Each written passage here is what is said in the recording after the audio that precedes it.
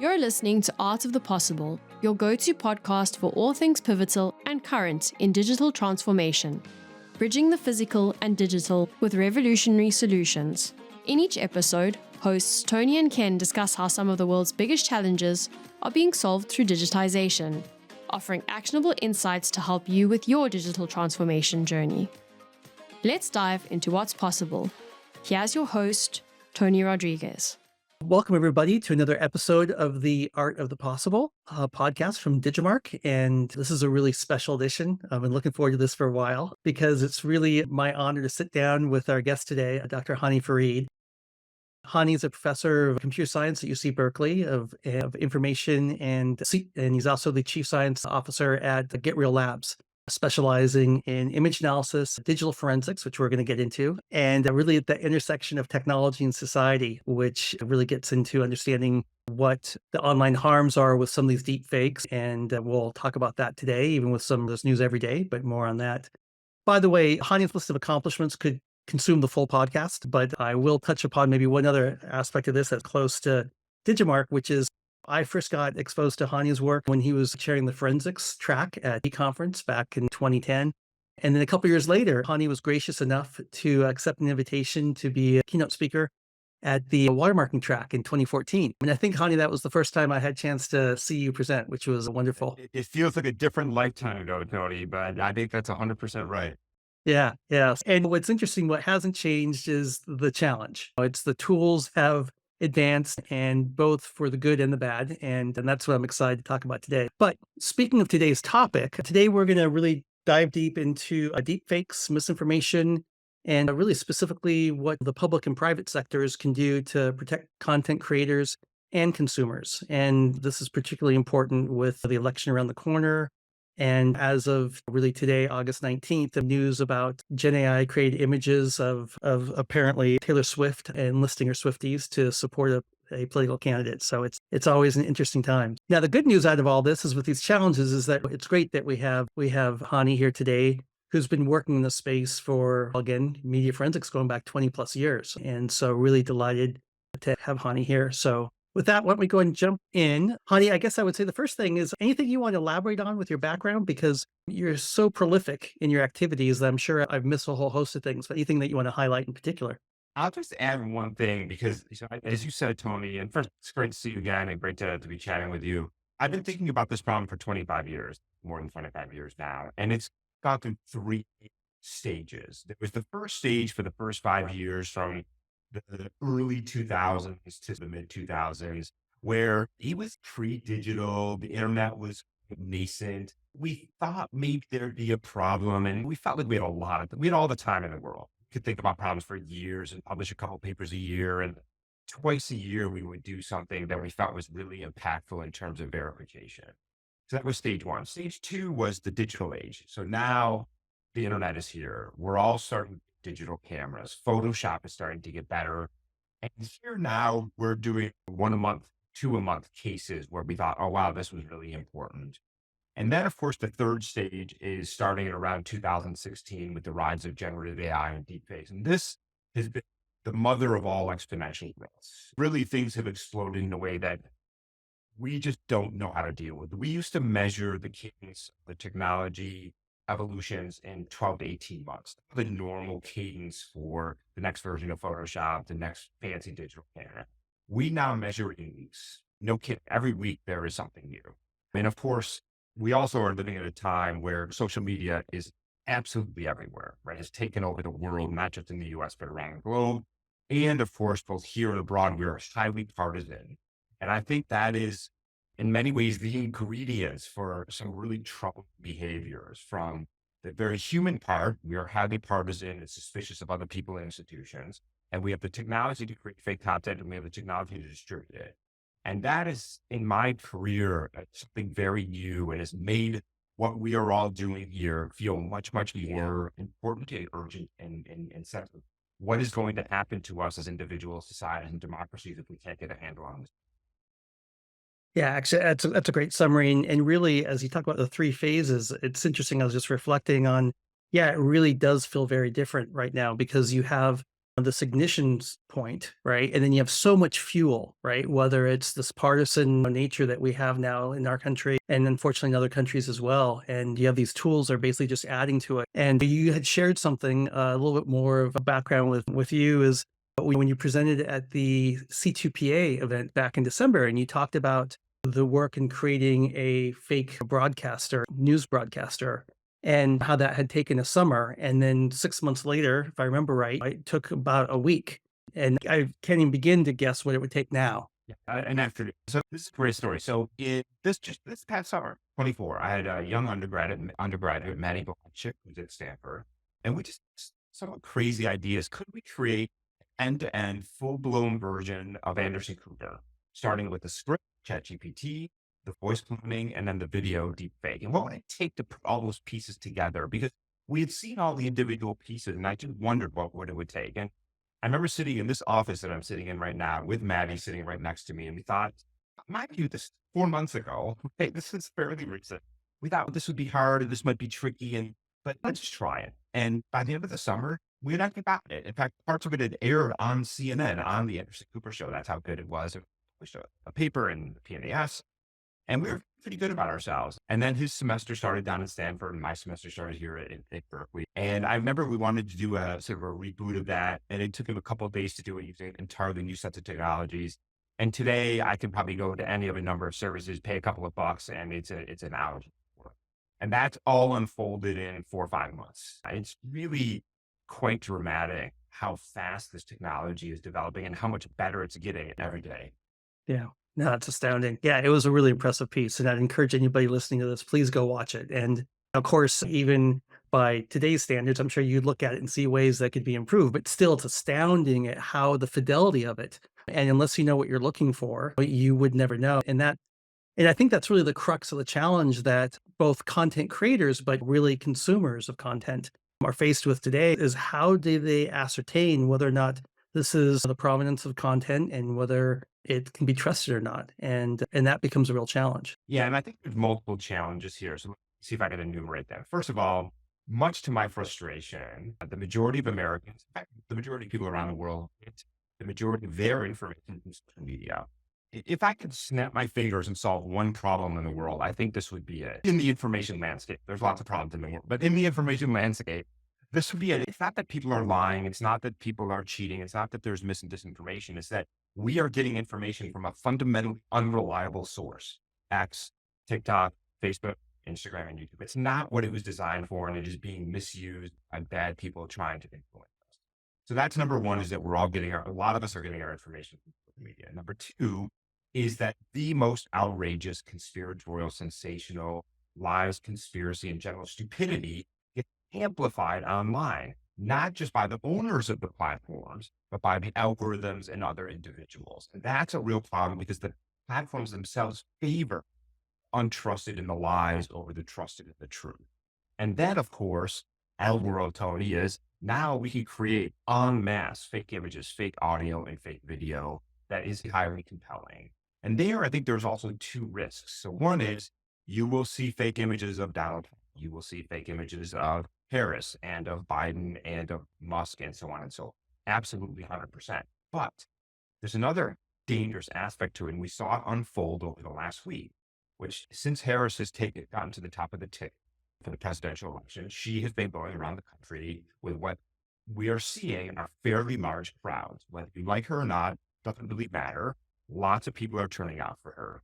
And this has angered some people. And so what they're doing is saying those crowds are fake. She's faking that with AI. And so when you live in a world where images, audio, and video can be fake, then anything can be fake. And suddenly you can deny reality and you can distort reality. And that's a double-edged sword where you can really play with the way they think about what they read, see, and hear online. And then what happens is we enter this world where everybody just gives up. Like, I don't know. And you saw this starting unfolding, not really during the Ukraine crisis, but absolutely during the Gaza crisis. You saw early signs of a lot of fake content coming out. And now in the lead up to this election, it's even gotten worse because the technology has gotten better. And there's this overall poisoning of the information ecosystem that I would argue is an existential threat to society and democracy. Because We can disagree on things. It's okay. I'm okay with the right and the left and the center disagreeing on things. We can't disagree on facts. We can't disagree that Harris was in Philadelphia and Detroit and this many people showed up. That's a simple thing that is measurable and we should be able to agree on. We can disagree on taxes and tariffs and lots of different things. This is one that if we are arguing about this, I think we're in a lot of trouble. Yeah, and absolutely agreed. And I will say, just as a technologist, and it's been in the field of media security and watermarking going back many years now, it's great to see your work and a focus of research suddenly be just valued instantly, by society. It's also comes with a heavy burden because you realize that the problem that's creating the value and what you're providing um, is bigger than just any single technology can solve, right?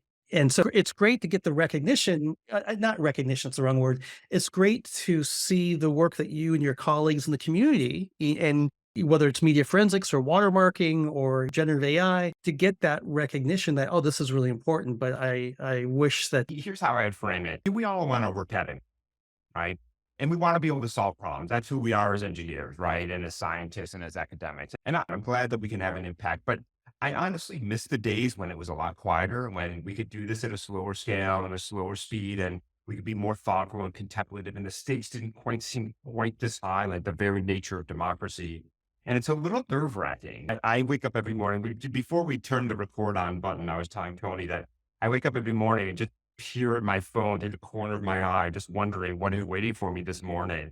And one of the problems, by the way, of living on the West Coast is by the time you wake up, even at 6 a.m, the world has been awake for quite a while. And there's a lot of hours there for things to go sideways. And almost every morning, something weird has happened. This morning, it was Taylor Swift and Donald Trump photos that occupy the better part of 2 hours of my morning.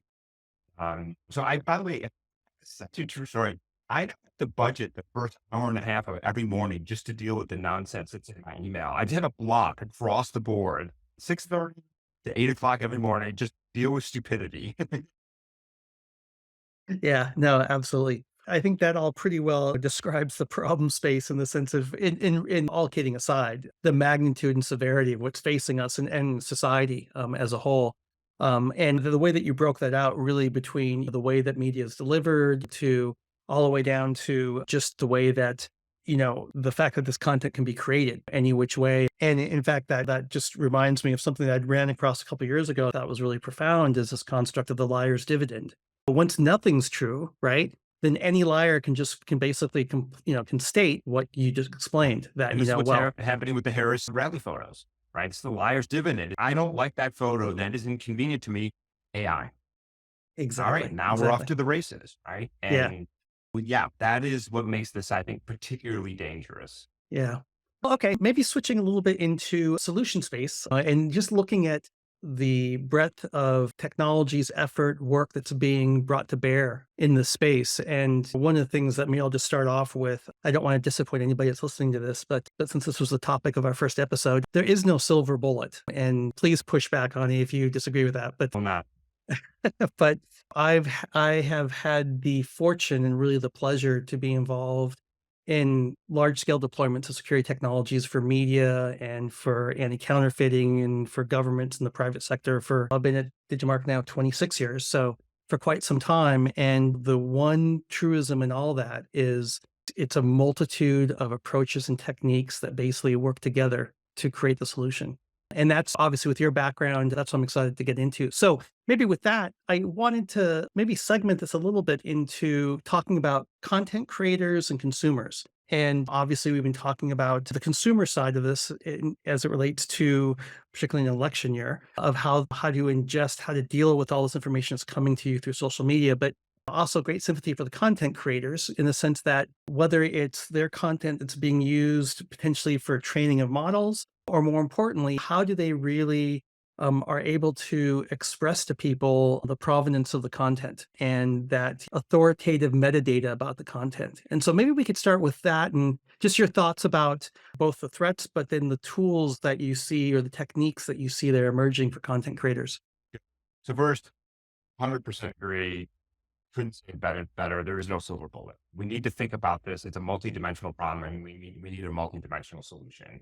Let me just start by enumerating what I think those are, and then we're going to dive into the question you just asked. So I think we absolutely need the ability to analyze content, and that's going to fall into two categories. And we'll talk about that.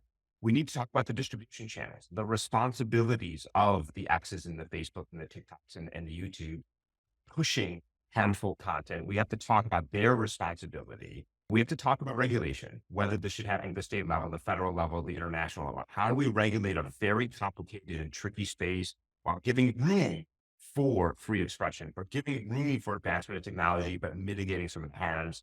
And then the fourth pillar is education. I'm a professor. I like to talk about education. How do we help the public, regardless of regulation, regardless of rules, regardless of technology, become better informed citizens? My bread and butter, of course, is the analysis side. So let's talk about that. You're browsing the web. First of all, I don't think you should be getting your, if you can call it this, news from social media. So if I could do any one thing, I'd say stop getting your news from social media. It's not what it was designed for. Putting that aside, if you must, you see an image, you see a video, you hear an audio, how do you know what you're listening to? And here, there are two broad categories of how we can analyze content, what we call active and passive. So passive techniques is you just wait. You wait for something to come online, and then you try to analyze it to extract indicators that it is either manipulated or authentic. This is a hard problem. First of all, half-life of a social media post is measured in 30 seconds to 60 seconds. Half ball views happen within a minute.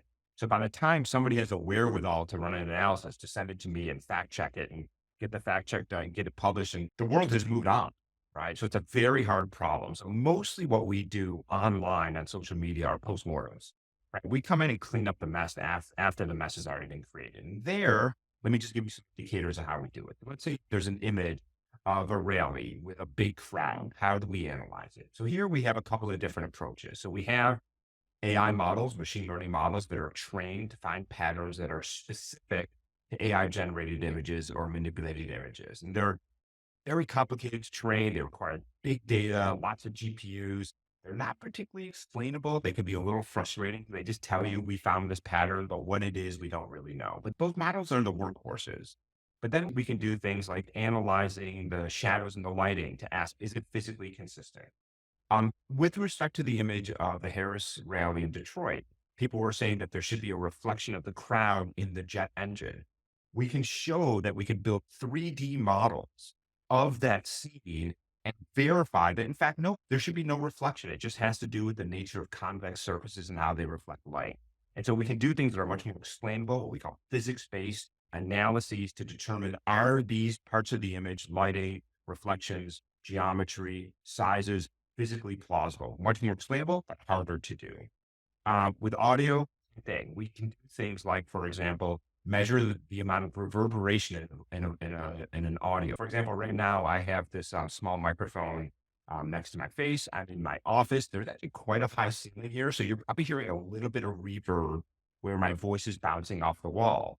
But if I'm, for example, outdoor, I will sound very different. If I'm in a smaller room, I will sound different. If I'm in a huge stadium, like I'm a candidate running for my office, I will sound very different. And we can analyze those patterns throughout the audio to determine if they are consistent with what the scene shows. Same thing with the video. Lots of different techniques. They got no silver bullet, even within this one category, right? We come at this many different ways. So again, what I like about these passive techniques is we get to just wait. We don't need anybody to do anything other than to send us something and we will analyze it. Give us enough time, we'll figure it out. Now, the drawback, of course, is the world sometimes has moved on by the time I wake up in the morning, have my 2 espressos, analyze the image, talk to the fact checker, and get it out there. The world has moved on. So the active techniques take the following approach, which is you are there at the point of creation. Either you have picked up your phone and are now taking a photo, or you are an OpenAI, a Midjourney, an 11 Labs creator. And what you do is 3 things. And it's important to talk about all 3 of these. So the first thing is you inject into the content in metadata what it is that content is. So this is an AI generated, this is photographic. Metadata is great, super lightweight, very easy to do. We know how to add it, we know how to read it, but it can be stripped out pretty easily. It can be manipulated. Now you can sign the information going into the metadata to make sure that it's hard to see. Metadata can be a little fragile. So the second thing you can do is insert into the audio, image, or video an imperceptible watermark, modifying the pixels ever so slightly so that you can't see them or hear them, but there's a signal there. Now, the benefit of that is that it's not impossible to take out, but a lot harder. You have to be more sophisticated. The third part is because somebody's going to figure out how to take out the metadata and the watermark. So the third part is you extract a digital signature that identifies that piece of content relative to all the other content in the world. And then you can reattach the credential if the watermark and the metadata happens to get ripped out. So today, if you go to ChatGPT-4 and you ask it for an image, by the way, I don't know why this is, but I always say please when I ask ChatGPT for this is the weirdest thing. I told this to my student the other day and she said, I think it's a good idea because when the AI overlords take over, they're going to remember that you're nice. So I still, please give me an image, by the way. Now there's a tally someplace. Exactly. I assume somebody's to keeping track of these things. Sorry, that had nothing to do with anything other than it just popped into my mind. Please give me an image of X. It will hand you an image of whatever. And it will have a C2P credential attached to it. So if you take the image out, you'll see metadata that says, this was created by ChatGPT, OpenAI on this date, blah, blah, blah, blah, blah, blah, blah. Fantastic, right? It's fantastic. So what's really nice about those techniques is the 11 Labs, the Midjourneys, the OpenAI, the big players in this space, they're either doing it or they will eventually do it. So that solves that problem. Now, will Flux, which just got incorporated into X, do it? Probably not. So the drawback of this, so the benefit of this technique is active. It's there at point of creation. It's automatic. The drawback is won't be as good as the lowest common denominator, right? The bad guy, the really bad guy, they're not going to use credentials, right? So we mitigate some of the threat. When that stuff is there, great, we're home. We come in and clean up some of the mess when that credentials are not there using the passive techniques. And then you've got some regulatory and then some education to fill in all the gaps. Are those four things a perfect solution? But you and I both know that nothing in cybersecurity is an elimination. It's a mitigation strategy. Exactly. And all we're trying to do is mitigate risk. And I think those four things, all of them firing on four cylinders with good adoption and thoughtful deployment, I think we could be in a lot better place than we are today. Yeah, that's a great summary and a good overlay of the landscape of really the solution space. And it really is, and you can pick any sort of analogy, whether it's looking at your passport as far as layered security or home security, or let alone obviously security, from an IT perspective, it's all about layers. And yeah, those four really do come together. And your point about going back even to your earlier point about the threat that's facing us is that these just distribution channels are social media are so heterogeneous and fluid and constantly morphing and changing that this ability to do, as you point out, this forensic analysis at the end where you're not dependent on anything within that whole chain, that's really powerful. And just speaking for myself and the team at Digimark, that's also what drives us, is that we need to build those technologies that basically provide that robust mechanism to go back to authoritative metadata that is agnostic of the channel. Because you can't rely on every person in the channel saying, oh, wait a second, I'm a bad guy, but I want to be polite here and I want to carry this information, exactly. right? 100%, 100%. And it's how all those come together. Maybe I will actually take this opportunity just to add a little formality and a shout out to C2PA, because of course that initiative, a standards initiative that's really been centered around building the mechanisms for authoritative metadata, how it is captured, how it's actually signed, how you're able to retrieve it. And coming very soon, actually next week, is the C2PA 2.1 specification that actually now really formalizes digital watermarking and fingerprinting as well within the specification, which we're really quite excited about, because that's going to allow us to really bring forth solutions that are able to, again, even if that metadata isn't there, be able to actually extract it from the pixels or the audio or the video, regardless of how it got there, and be able to reattach that metadata. In fact, I agree about it. Kudos to the C2PA, which is the Coalition for Content Provenance and Authentication. You can look it up, c2pa.org. It is a not-for-profit, Linux Foundation, open source, multi-stakeholder. I don't think I've seen anything work so effectively, so quickly with so many stakeholders, and normally would be at each other's throats because many of those folks in these meetings are competitors. But no, I remember being at the first meeting, and I think you may have been there too, C2PA, down at Adobe here. And it was just before COVID. And here we are, actually just a couple of years later, and we're already on version 2. The standard is really thoughtfully thought through a lot of potential tolls and harms and how do we do this. And it's a great sign where, where you can really have an industry-led effort. Don't beat the pressure from the government, which is always the right solution. I think every once in a while, we do need the government to step in and be like, all right, guys, get your act together. But this is a great example of real leadership from some companies. We've done really well with the standard. And I think it's great. I love that it's open. I love that it's been fairly receptive to criticisms and to refinements. And I think you're right that 2.1 is going to be a big step forward because we're filling a lot of those gaps that were left from the earlier version. Yeah, exactly. And again, yeah, kudos. It's your point about how fast this has moved. We were involved early on, really at inception, and then frankly through the pandemic. And for about 2 years, I would touch base and lost track, and then finally was able, and the research team at Digimark get back connected again with Dom, who's the co-chair, of course, of the watermarking track, and it was like, oh my goodness! And I thought a lot had happened then. In the last 12 months, what's happened is it's exponential, which has been great to see the adoption. So it has, yeah. And lots of smart people donating their time and their effort. And I think also because they're all looking at the landscape thinking, we need to do something. I do think there's this real sense of urgency. I've been really impressed talking to corporate leadership at many of the big companies involved and really feeling that, yeah, there's something in it for them, but that this is very much mission driven, that this feels really important. And as an academic, I appreciate that.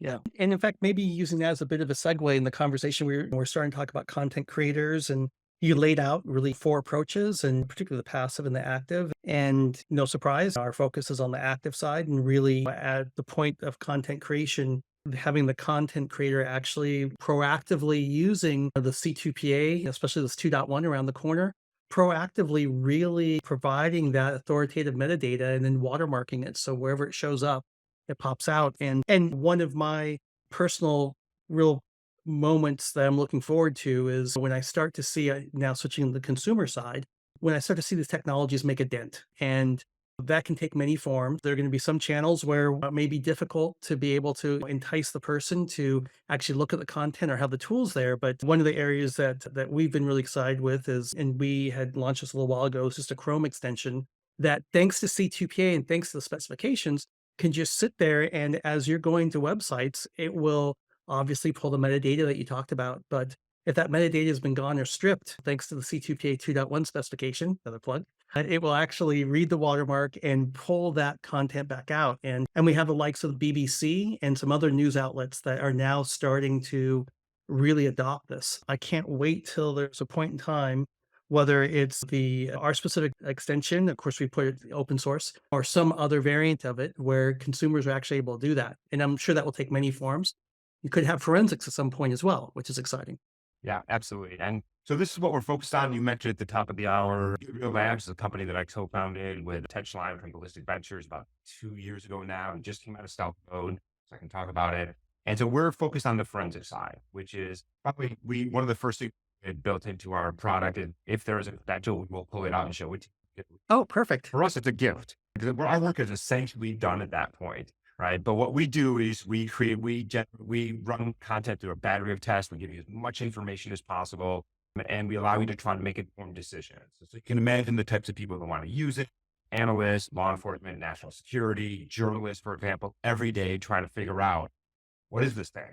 Can I publish this or not? Is this real? Is it fake? Eventually, we'd like to get to the consumer level. That's hard, right? Because the good thing about the active techniques is that they're more or less bulletproof. Nothing is really bulletproof, but you're pretty sure when you've got an encrypted credential what it is. Forensics are always going to have an error rate, right? 1%, 2%, 3%, we don't know. But misfiring on the internet, even 1% of the time, it's a lot. 1 in 100 when you've got billions of uploads. And so one of the real struggles is, how do we bring this to consumers? We know how to bring it to journalists. We know how to bring it to law enforcement, national security, and analysts like myself. But what do you do with 8 billion people in the world with varying degrees, by the way, of technical literacy? And some of them with highly specific views. I'm sure that image is fake, and I don't care what UC Berkeley professor says about it. So this is something that we also have to think a little bit about, is how do we public? And one of the things that we're thinking about right now is a portal where people can upload content to us. And then if it gets a certain amount of popularity and traction, we will analyze it and push the answers back. Because the fact is, on any given day, and I can tell you this has been true for the last 6 months now, there's 2 or 3 pieces of content that really are creating a buzz. Lots of important things are happening every day online, but there's always a couple of pieces of content that are just the big ones that are trending and going viral. And if we can tackle those, I feel like we could actually take a big bite out of this problem and then start working our way down that chain. Yeah. No, that makes that makes a lot of sense. And how do you really make it intelligible, right? For someone that isn't coming from the media forensics or watermarking Yeah, space or the case might be. So they're that's able to right. ascertain that. And And talk about again, watermarkings, right? yeah, Well, do you know what a watermark is? Do you know how resilient it is? Do you know? We take this for granted that you and I can talk about this through a shared language, but talk to the average person who's not a computer science nerd. How can I talk about this stuff? It's a really hard problem. yeah, no, it's interesting. It sounds like really interesting work and obviously building on your rich history in the space. So excited to see where you go with that and how it fits into the tapestry that is a solution. Just I want to transition to wrapping up here a little bit because again, I want to be respectful of your time, Ani, and you've been really generous with your time and really laying out a scaffolding of how you think about this problem space. And although I'm already hoping that your hour and a half every morning doesn't grow to 3 hours, I guess that's maybe our first litmus test as we check in with you once a quarter and see if How big is that block? yeah, exactly. I guess anything else that you'd really like to share with the audience today as far as the things that get you, we've shared about the things that get you, generate a lot of concern, clearly, and the implications for our society, really the planet as a whole, but things that get you excited in the space that where you draw some inspiration. Yeah, let me give you one of each. And I do want to end on a positive note. There are a lot of voices out there that are saying government regulation bad. Don't regulate this space. And I get where those voices are coming from, but we tried that for 20 years, right? We tried a very hands-off approach to the internet. And I don't think most people are looking at the internet today thinking, let's do some We more of nailed it. this. Yeah. So I think sensible, thoughtful, proportional, reasonable regulation is good. It's good for everybody, in fact. It's good for us as individuals. It's good for democracy. And I think it's actually good for the industry. So I think we should be working with our regulators, not against our regulators. On the upside of things, I got to tell you something. It's funny that you asked this question, and I love the question because I was just sitting down with the student I was telling you about earlier, Maddie, who's from Stanford. And I was telling him that I've been a computer scientist for a long time, decades. And I don't think I've seen a technology change the way I work so rapidly. Let me tell you what I mean by that. I still write code, despite all the great hair. I still write a lot of code, both as an academic and for the company. I don't think I've written a line of code in the last 6 months that has not used generative AI to help me. A ChatGPT, a Copilot, whatever. It's incredible how fast I can code now. Okay, I know what I want. I know I could write it, type it in ChatGPT, get the code, debug a few things, done. There's 5 hours of my time back. This just happened the other day. There's a seminal paper on computer vision that I wanted to implement, but I needed to implement it in C because I needed to be fast. And I'm like, oh man, this is going to take me a week to do this. And I'm like, ChatGPT, here's what I asked it. I said, please give me code that implements, and I gave it a title of a paper from 20 years ago. That's it. Really? And handed me 350 lines of C code. And I thought, this thing's not even going to compile with no errors, no warnings, nothing. I'm like, weird. I ran it. It worked. That was a week of my time. There seems to me that there's these two camps of people. There's people saying all of AI, all of generative AI is complete nonsense and you're all fools and this is going to be a bust. There's other people who are saying this is an existential threat to society and we're all going to die tomorrow. I think both of those camps are probably wrong, and I think it's somewhere in between. I do think that there are real threats, but there are phenomenal opportunities. And if you are a computer scientist out there and you are not using one of these models to help you write code, it's incredible. And especially if you know how to code, because I think you know what the right answer looks like, you know how to frame Yeah. a question, and you know how to scaffold your code. But no kidding, we do things now in hours that probably used to take us weeks to do. So productivity, how fast we can develop products is stunning. And you got to be impressed by that. It is. And that's, yeah, actually, this is the first, and you can go inspire me now to go through the papers that I've been really interested in. And that I've gone in plenty of times and asked, I need something that implements a circular buffer, whatever the case might be, just release piecemeal core tackling blocking of This was the entire thing. And honestly, I did it on a whim. I was like, this isn't going to work. you It's get going to be work. really Yeah. funny how it failed. I'm like, joke's on you too.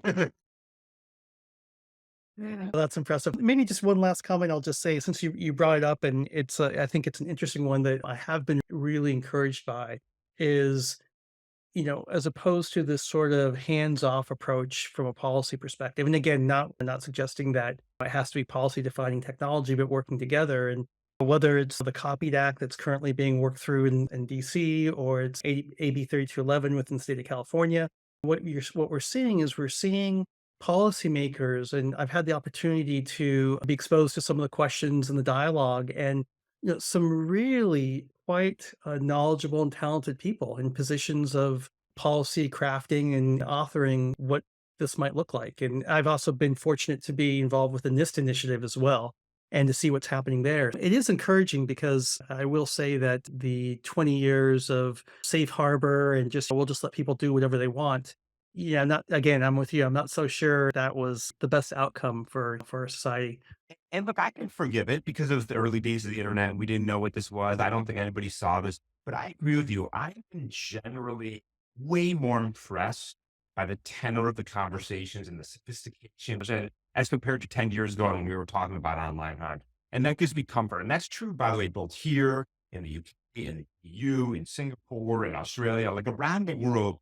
People are starting to get their heads around this and starting to have really smart conversations. And we all as technologists have to start seeing that, as opposed to just trying to fight it because we think ideologically there's no role for the government. I think there is a role for the government, it just has to be smart. Exactly. Well, terrific. This has been tremendous, Hany. It's great to be able to catch up. And again, I had the opportunity to see you speak at the C2PA event, and then also at the Berkeley event that we were able to co-host with the University of Cal Berkeley, Digimark, and the university, which was wonderful. This has been a real treat. Thanks again. And for everybody that is listening to the podcast, just know that you can find the next episodes of this wherever you get your favorite podcast. Thanks, Hany. Christine, Joey, thanks for your time. Thanks for joining us for another episode of Art of the Possible. The show notes include links to any resources mentioned in today's show. If you're enjoying our podcast, please subscribe so you never miss an episode, and leave us a 5-star review.